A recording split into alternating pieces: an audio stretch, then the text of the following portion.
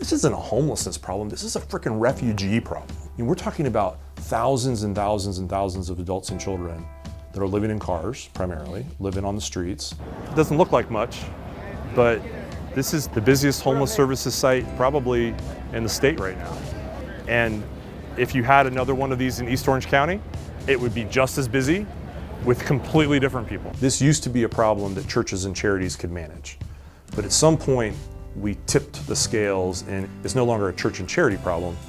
This is a city-county problem. When you start looking at this problem, this not as a homelessness crisis, but as a refugee crisis, you start to understand the size and scope of what you're dealing with. And that's where we're at. The central courtyard here is where you're going to see the most activity every day, but it's an outlet then to our food services, to our advanced human services, to the housing, job placement services, healthcare clinic.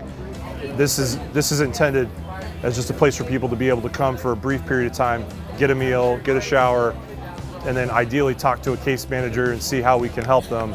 I'm actually concerned about the economics of the imbalance. If you get to a place where the workforce can't afford to live here, then at some point there's a tipping point where we don't get to come back from it easily because people can't afford to actually hold down jobs here. At least, at minimum, 40% of the people that are here right now have full-time jobs, right? There's about 20% of the people here who have a disability that would not allow them to work. And then, the rest are in this sort of weird in-between place where they're working part-time jobs or they're getting paid under the table to do stuff here or there. It's just not consistent. You can't make this stuff up. 61% of all the households in the three-county area are paying more than half of their income on rent or mortgage. That is the worst percentage of cost-burdened households in the United States, with one exception, and that's Miami. That's the only city who has a worse percentage than us. You can't make that up, right? That's a real issue.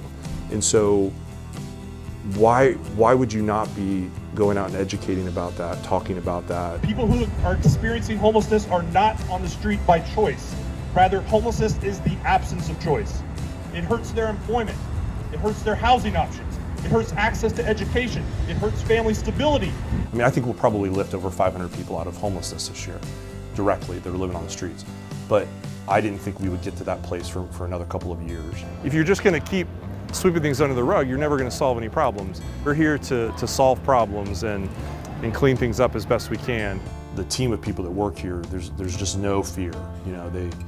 They're talking to some people who've been through the worst experiences that you can imagine in life, and they're doing it every single day, every day, all day. We've really shifted towards making sure that we're rescuing people from homelessness, and that's either lifting people that are living on the streets and in cars directly into apartments, or keeping people who are about to be evicted from living on the streets or living in cars.